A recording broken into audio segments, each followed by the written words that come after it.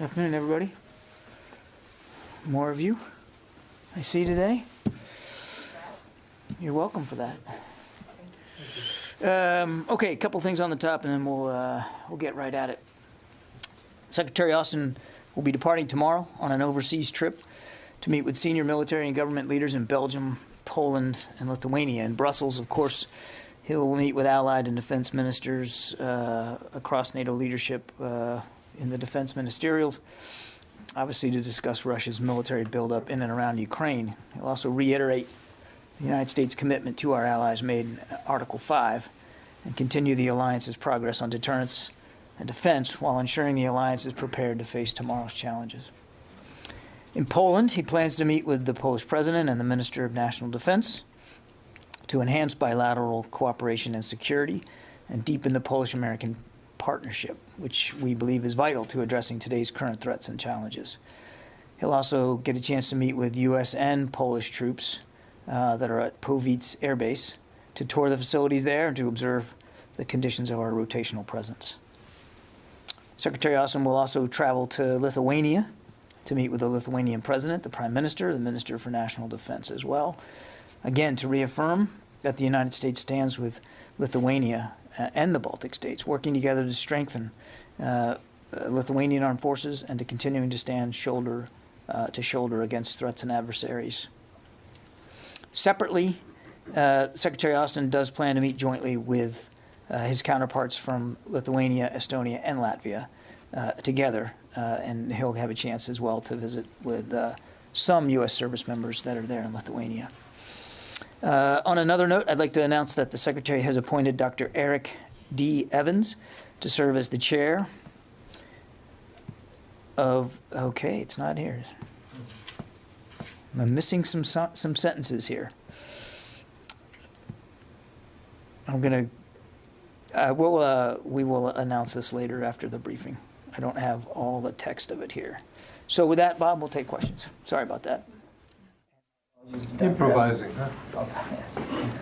Let me see. Do you have it there? That's missing there too? All right. I apologize. Go ahead, Bob. Thanks, John. A question about the Russian buildup on the border area of Ukraine. Can you give a little bit more detailed description of the lay of the land there? Like in recent days, for example, have some of the ground units that were in larger assembly areas moved out closer to the border into what might be attack positions, other movements over the last 24 hours or so? Yeah, so what I'd say, Bob, is even over the last 24 to 48, over the course of the weekend, Mr. Putin has added military capability along that border with Ukraine and in Belarus. He is exercising some of his units on the ground there in the south, as well as his naval units in the Black Sea. So he continues to add to his readiness. He continues to give himself more options should he pursue a military path here. I'm not going to. I would like to refrain from getting into specific movements of their troops. I think that's probably not a wise thing for me to do with any great specificity. I would just say this: that he continues to advance his readiness should he choose to go down a military path here. Should he choose to invade again, he is doing all the things you would expect him to do to make sure he's ready for that option or options. So there's no indication, for example, that what they've called exercises have ended in any way or are changing in any way, their presence? I want to be careful to characterize another nation's exercises. We've seen them conduct these exercises in recent days. Exercises are designed to make you ready. And that gets to my previous point. He continues to do the things that you would expect one to do if one was planning on a major military action, and that is to sharpen the readiness and to add to the capabilities of his force. Now, look, we obviously don't want that to be the outcome. And neither do the Ukrainians, and certainly neither do our NATO allies. And Foreign Minister Lavrov said earlier today that, or seemed to indicate that he still thinks there's oxygen here for diplomacy. We would welcome a pursuit of that path by the Russians, because we too believe that there still should be and can be a diplomatic path forward. Jen? John, I'm trying to understand. Are you still suggesting that Putin has not taken a decision to invade Ukraine? We still don't believe that some final decision has been made. Then how is it that communications continue? And we just heard from President Zelensky that he's been told that an invasion will happen on February 16th, which is Wednesday. How do you reconcile Putin hasn't taken a decision, but an invasion is happening on the 16th? Well, I'm not going to talk about specific intelligence assessments. I think you can understand that. We have said for a while now that military action could happen any day. And you heard from the National Security Advisor making it clear that it certainly could happen before the end of the Olympics, maybe even this week. We have shared with our allies and partners, and that includes Ukraine, our assessment of the information that we've been receiving, and certainly have reflected in those conversations our deep concern about the continued capabilities that Mr. Putin has at his beck and call. So I won't get into a specific date. I don't think that would be smart. I would just tell you that it is entirely possible that he could move with little to no warning. And what will the U.S. response be at that time? The Defense Secretary is going to the NATO ministerial. Are we talking about the NATO response force being activated? What would we expect to see? President Biden has made clear that should there be another incursion into Ukraine, that the United States would respond swiftly with severe economic consequences. I won't speak for the alliance. A decision to activate the NATO response force is a decision that the NAC has to make, the North Atlantic Council has to make. That's not something that the United States would unilaterally call into being. I will only add this, and this is why a couple of weeks ago we talked about making our contribution to the response force more ready. And so we've done that.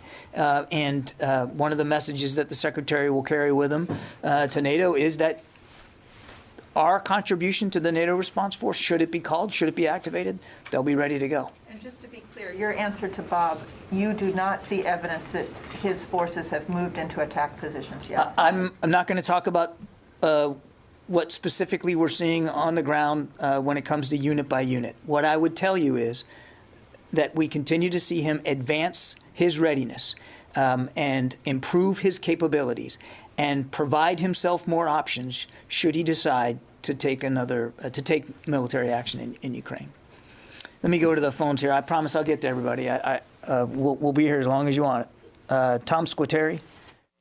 Hey, John. Good afternoon. Thank you very much. The U.S. Navy has yet to pinpoint the exact location and depth of that F-35 that was involved in an accident. By extension, hasn't been able to secure that area in the South China Sea. You've said several times from the podium that the F-35 is U.S. property, and you have no concern that other nations or entities will try to pilfer it. What gives you confidence that the Chinese will abide by international protocols regarding ownership and salvage, given they've ignored other international court rulings regarding the South China Sea? It's not about confidence that the Chinese will or won't do anything, Tom. It is our property. It is not uncommon for us to recover our property when it is lost at sea, and we are making every effort to do that in this case. And if it can be done, I'm confident that the United States Navy will be able to get it done. They're on site and they're working through this in real time. Yeah, Sophie. Thank you, John. The Russian Defense Minister Shoigu said this morning that they are going to end soon, or they are even ending some of their military exercise. So, since you say that they continue to reinforce their deployment, what does it mean? You don't take him at his word, or it's not relevant for this? I'm not challenging his word that he's ending exercises. That's not the point. The point is he continues to make ready for an increasingly large number of Russian troops along that border with Ukraine. The fact that I'm I'm happy that they're speaking to their exercises. That's a welcome change for them to be transparent about what they're doing with exercises. They haven't been at all transparent about what they intend to do with this massive buildup. It strains credulity to think that they would have this many troops arrayed along the border with Ukraine and in Belarus simply for winter exercises. So we still think there's a diplomatic path. If they want to send a strong signal about de-escalation, they could, if in fact these troops are done their exercises, they could send them back to their home garrisons and reduce the presence along that border. That would go a long way. Yeah, Orrin. John, officials have warned that a Russian invasion would be preceded by a series of sort of preparatory steps: information warfare, cyber attacks, instigation of protests in Ukraine, state media preparing the Russian population for casualties. Are you seeing that? And if so, how specific can you be about what you're seeing? It's a piece of the Russian playbook to lay down a foundation for the military action with cyber operations, information operations, even hybrid operations, as we saw back in 2014. You know, the little green men. These are, in fact, Russian soldiers that aren't dressed as Russian soldiers. We're on the. We are monitoring this closely and certainly on the lookout for the use of any of these kinds of tactics. I won't speak to specific assessments as here today.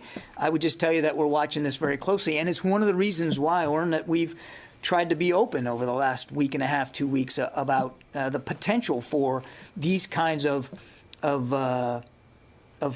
non-kinetic, if you will, that's a Pentagon phrase, I know, but non-kinetic tactics and procedures used by the Russians to begin to sow the seeds for potential armed conflict, to include creating some sort of pretext that the Ukrainians would react to that then they could claim was a threat to their national security. So I can't speak with specificity today that of anything that that is glaringly obvious, except to go back to what we said before about the things we have seen in the intelligence about their preparations for those kinds of non-kinetic, sort of low-intensity operations that they could use to their advantage.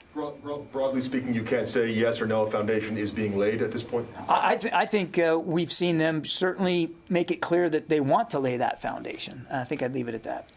Yeah, Megan. If there is any sort of invasion this week, will that affect the Secretary's schedule at all while he's in Europe? The Secretary is leaving tomorrow morning for Brussels. And the plan is to stay for the entire time, no matter what? We'll have to see, obviously, how things play out. The Secretary's looking forward to his trip. He's looking forward to meeting with these leaders, looking forward to making clear our commitments to our NATO allies. Jim? John, just what role is China playing in this whole Ukraine-Russian aspect? And is the Defense Secretary worried about the role they're playing? We certainly have been watching the at least public burgeoning relationship here between Russia and China. Their February 4th joint statement certainly provided further evidence that China has decided that they're going to stand alongside Russia with respect to what's going on in Europe, and we would say that their tacit support, if you will, for Russia is deeply alarming, and frankly, even more destabilizing to the security situation in Europe. Nancy. I had a question for you about some of the comments the President made in his interview with Lester Holt.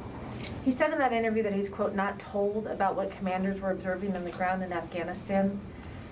And I'm just trying to get some fidelity on that, because it would seem to me that the Secretary and the Chairman are tasked with communicating to the President what troops on the ground are seeing. So could you help me understand what responsibility that the Secretary and the Chairman have for the President not getting essential information from commanders on the ground on the final days of the war? Nancy, what I would tell you is throughout the month of August, fact, well before the month of August. There was a very robust, steady, frequent interagency process, decision-making process. I mean, we started thinking about and planning for non-combatant evacuation as far back as April. And we didn't do that in a vacuum. There was ample interagency discussions about that as far back as the spring and all through the summer. And the chairman and the secretary absolutely take very seriously their requirement to provide the commander-in-chief with their best advice about how to proceed forward, about how the situation is changing. And there were many, many opportunities for them to do that, both in terms of larger interagency meetings as well as private sessions that they have weekly with the president. And they've said as much in testimony. I would tell you, because I know what's prompting the question, and I would just tell you that that commanders at the tactical level absolutely were trying to make the best decisions they could in real time under incredibly difficult circumstances. And they were seeing things rightly through their prism in the moment there at the airport. There were other perspectives at a strategic level. And I would tell you that the president has a much bigger view, a larger perspective on what's going on than at the tactical level. And those discussions were happening here in Washington, D.C. And there was, certainly in the month of August, literally daily touches between the secretary and the chairman and leaders on the ground there at the airport. So the information flow was strong. But at no time did the National Security Council try to stop an evacuation or slow it down or gum up the works. The leaders on the ground certainly were working under incredible pressure and certainly, as they gave these interviews for this investigation, doing that honestly, not knowing that these documents were going to be made public, so they were very candid about what they were seeing. At the strategic level, there were different perspectives, interagency perspectives that were also factoring into the decision-making process. But there was no effort here in D.C. To slow down or stop the evacuation. Since I'm on FDS, just to follow, can you tell us what the status is on evacuating the families from the August 29th? Sorry. That work still continues, Nancy. Obviously not at the speed with which we are satisfied, but we haven't lost focus. We haven't diminished our strong desire to get them to safety. It's been 6 months. Do you think it's days away, weeks away, months away? I'd be reticent to give you an estimate. If we had total control, it would have been months ago. But I just don't have an estimate for you. I can just assure you that it's not been forgotten and that there's a deliberate, concerted effort to do the right thing by those family members and get them to safety here in the United States. Yep. Let me go to the phones. Jeff Schogel. Thank you. The United States is certainly taking a number of precautions that indicate it believes war is likely, including closing the embassy in Ukraine. Is there any chance that U.S. troops in Europe might be, is it possible that Europe might be part of the combat zone tax exclusion, in which troops in Europe would not pay taxes on their pay? Jeff, the president has made clear that U.S. troops are not going to be fighting in Ukraine. The troops that we have added to the already 80,000 that are based in Europe are going to reassure our allies and our partners to deter aggression against the alliance, to conduct some joint training. So I know of no decision or no need to change the parameters of the European theater with respect to combat zone tax exclusion. Mike Brest, the Examiner. Hi, Mr. Kirby. Thank you. How many people or how many civilians does DOD now believe were killed in the Abdullah raid? I would tell you, when we briefed this out, we indicated that a total of 7 individuals were killed. Three of them of the 7, of course, were Mr. Abdullah and then his lieutenant on the 2nd floor, as well as his wife, who was in fact a combatant. So of the 7 that we have talked about, we know 3 of them were combatants, and that's the estimate that we have right now. But we have certainly seen numbers higher than that, and we're not in a position to dispute those numbers because we didn't stay on site for more than 2 hours, as was the plan. And we're not going to certainly rule out the possibility that in that explosion on the 3rd floor, additional individuals, whether they were combatants or not, can't say, since that explosion happened before our troops got into the building. But it's not out of the realm of the possible that additional people could have been killed in that initial explosion and buried in the rubble, and we didn't see them. Again, we weren't on site for very long. So 7 is the number that we know of. But we do believe a sense of humility here. We don't know. We can't confirm that there weren't others that Mr. Abdullah decided to take with him when he exploded that device on the 3rd floor. Janie. Thank you, John. President Biden said he would pursue diplomacy and deterrence in the Ukraine crisis and respond jointly with the allies. And South Korea said it supports Ukraine. My question is, what kind of military support does the U.S. want from South Korea as an ally? That is a question for the South Korean government to answer. Should they want to assist Ukraine in a tangible way? Certainly that, I'm sure that the Ukrainians would welcome that. We've noted, and I've said before, that many of our other allies in NATO are also finding ways to support Ukraine, but excuse me, those are sovereign decisions that each nation state has to make for themselves, and I wouldn't get ahead of the South Korean government on this. Yeah. Yeah, Avery. Thanks, John. A couple short Ukraine follow-up sort of questions. Does DoD have any air defense trainers on the ground in Ukraine? No. Does DoD consider a Russian movement into the Donbass a new incursion? Yes. And can you elaborate on what Secretary Austin's thinking was for pulling the Florida National Guard trainers out of western Ukraine?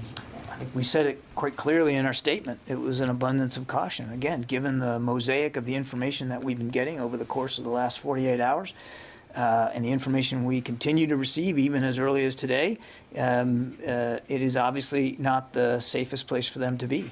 And so he ordered them taken out of the country over the weekend. Again, abundance of safety and an abundance of caution here. I said, 2 weeks ago when you guys were asking me about this, if and when he believed the safety and security of those individuals was going to be at risk, he would make the decision to remove them, and he did that. Court. There's also another small contingent of other U.S. military in the country, not just the Marines at the embassy, but there's some special forces there.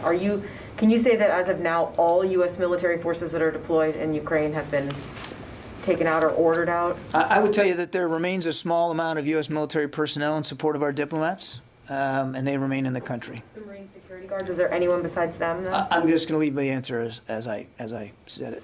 Kassim? John, Secretary Austin ordered 3,000 additional troops to Poland.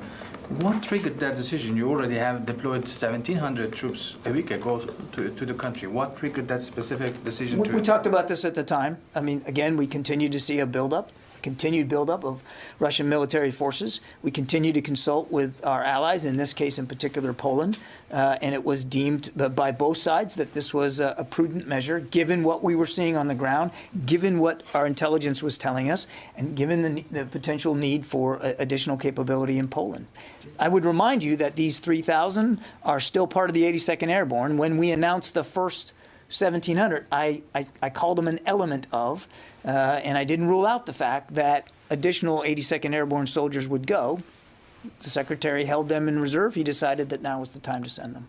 And also, just we have seen U.S. F-22s arrived in United Arab Emirates. How do you think these fighters help Emiratis dealing with the Houthi missiles? Is there a plan to kind of join offensive actions against them? These F-22s are going to join a range of joint coalition and allied partner combat air capabilities that are already based across the region. So they're additive to the air power that we have in the region. Jen? Can I just go back to a question that Jim asked? I'm a little confused by your answer. Do you have evidence that China gave its tacit support to Russia during that meeting on February 4th for an invasion of Ukraine? The statement itself reads, in our view, as tacit support. Yeah. Nobody else in the room? Yeah. Matt? Thanks. I know you don't want to get into specific troop number estimates for the Russians. You're right, I don't. Okay. Guessed right. Well, you talked about more capabilities being brought in even over the last 24 to 48 hours. Correct. Last week you talked about some of those capabilities being sustainment. Can you say anything more about what these capabilities are that are continuing to flow in? Is it more of the same or more offensive capabilities? Just broadly speaking, Matt, we've talked about the President as providing him combined arms capabilities, right? So it's infantry, it's armor, it's artillery, it's air and missile defense, as well as offensive air. I mean, he's got a lot of combat aircraft now at his ability. He's got significant naval power inside the Black Sea, and not lost on anyone that a good chunk of those ships, at least half a dozen of them, are LSTs. They're landing ships with one purpose, and that's to put troops ashore. He's got special operations capability. He's got cyber capability. He's got ISR capability. And over the past weeks and months, he's continued to add to that. So I don't know that I would go so glibly as to say, well, it's just more of the same. But in terms of the menu of options, he continues to add to that across the whole spectrum of military capabilities. And I think I'd probably just leave it at that. And but you also talked about sustainment, and we have definitely seen in recent weeks adding logistics and sustainment capability so that it's pretty clear that if he wants to, he's going to ensure that he can keep these troops in the field for longer periods of time. And that's everything from transportation to to supply chains to medical support. So we continue to see that being added. Did that help? Yes. Yeah, Tony. What steps are being taken to make sure the entire 82nd Airborne's immediate response force now that you're sending to Poland, that they're staying away from any harm's way in case if there is an invasion? Would their location be pretty much central Poland and nowhere near border? I'll let the commander talk about where he's going to put these troops, Tony. They're going to be sent over there for a range of potential contingencies. They're multi-mission capable, as you know, and as we've talked about, if one of the needs are to help with evacuation assistance on the Polish side of the border, as people come across that border, should they come across that border and need help, they'll be prepared to do that. And if that's going to be the mission that you're going to conduct, you're going to have to be somewhere near that border, right? But again, I won't get ahead of leaders on the ground and what they're doing. But I do want to just, I know we've said this before, it's worth repeating. There's no intention, there's no plan, and there's no approval to put these troops into Ukraine. They're being sent to Poland. They're going to stay in Poland. The best laid plans, you've heard the saying, they could accidentally be drawn in. I mean, is there any? They're not going to be accidentally drawn into Ukraine. They're not. Okay. No. May I ask you, what's the level of intelligence sharing with Ukraine, between the U.S. and Ukraine? You hinted at earlier that you're sharing broadly, but are you giving them a granular tactical intelligence? I would tell you that we have been very transparent with our Ukrainian partners about the intelligence assessments that we've been seeing and the things that we've been seeing in that environment. And I'm comfortable and confident that it has been of a sufficient level of detail to to convince. Let's put it that way. Jeff Selden, VOA. John, thanks very much for doing this. Some questions on Russia and Ukraine. First, was the Pentagon aware that the Ukrainian president was going to post on Facebook today about Russia invading on Wednesday? And also, for weeks, you and others in the U.S. government have been sharing information about possible Russian false flag operations, how Russia could launch military action in Ukraine. Are there any indications that the warnings from your podium and others has done anything to change Russia's calculus?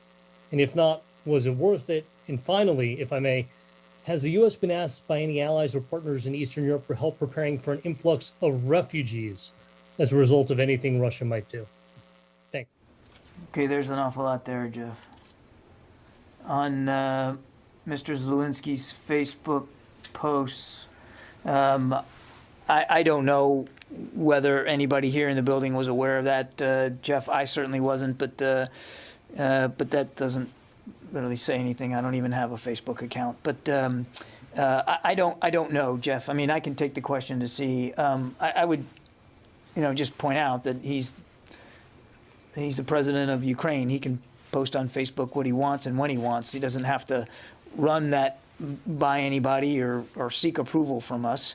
He's the leader of a sovereign state. So I'll check to see if we had any kind of heads up, but I would frankly be surprised if we did, and that's perfectly okay. On the false flag question, I mean, what I would just tell you is we continue to see indications in the intelligence that the Russians are exploring that option, and I think I'd just leave it at that.